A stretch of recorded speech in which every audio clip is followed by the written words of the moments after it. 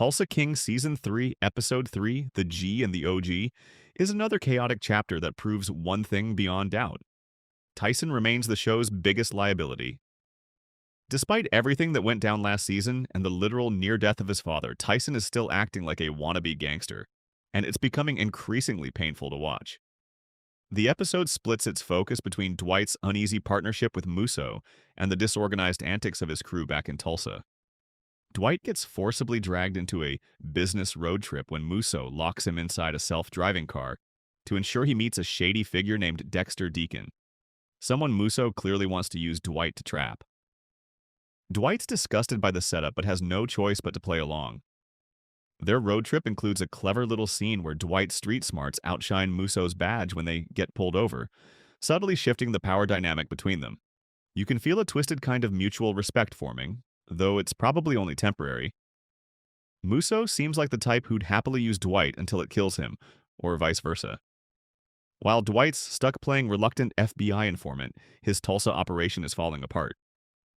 Mitch and Cleo's subplot starts off like a Bonnie and Clyde road trip and quickly turns into a disaster. Their relationship feels strange, mostly because we're told they have a shared history without ever really seeing it. Cleo, meanwhile, goes completely off the rails. Reckless driving, drinking, shoplifting, and eventually trying to burn down Jeremiah Dunmire's house. Mitch has to drag her back from the brink, reminding her that Dwight's revenge plan is far more calculated than her chaos. But Cleo's volatility is a warning sign. She's a ticking time bomb waiting to ruin everything.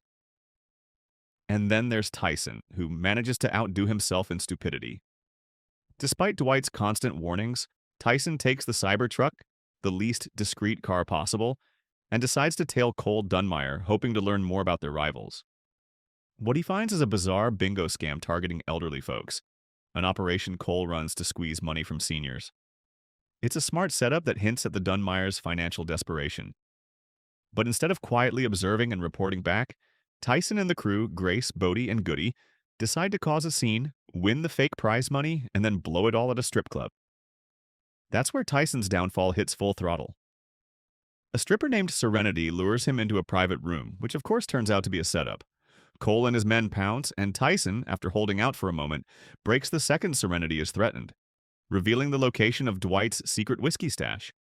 By the time it's over, the stash is gone, Tyson is beaten to a pulp, and Dwight's operation has taken another massive hit.